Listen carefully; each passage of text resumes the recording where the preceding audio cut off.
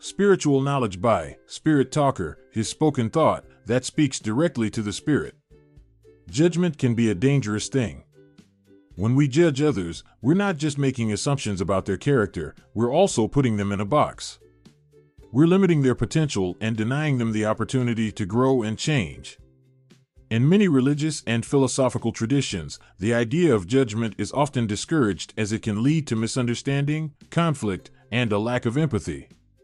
Instead, teachings often emphasize compassion, understanding, and forgiveness towards others. It's generally believed that only a higher power, such as God or a divine entity, has the authority to judge individuals. Jesus is the seed of God. He has dominion over God's Spirit. So when you follow the teachings of Jesus, you are following God's will. Jesus gave his life for you. Don't you think you should obey the Spirit of God that lives inside you, the Spirit that obeys Jesus? Ultimately, it's important to treat others with kindness and respect, and to focus on self-improvement rather than passing judgment on others. Man madness will become woman insanity.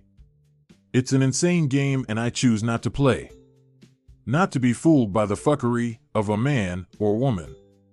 Devil's cliquish mentally with a devilish behavior. Don't use the Spirit of God in a devilish way that's forbidden.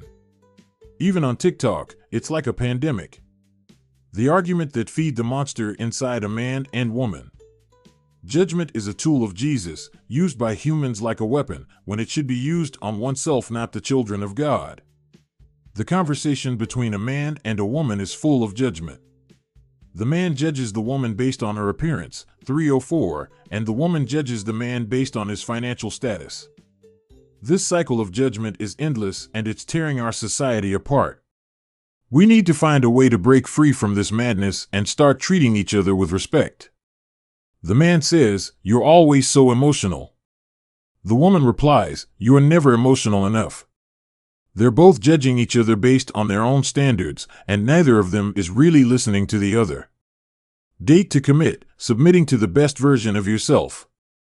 To submit to the greater part of myself means committing to being the best version of myself, focusing on my goals and personal growth, and being open to feedback and learning from my mistakes. The first stage of a relationship is about finding out who you are with that person and whether or not you like who you are. If you do, then it's time to move to the next stage, the commitment stage. This is where you both decide to let go of the lesser version of yourself and work on becoming the best versions of yourselves.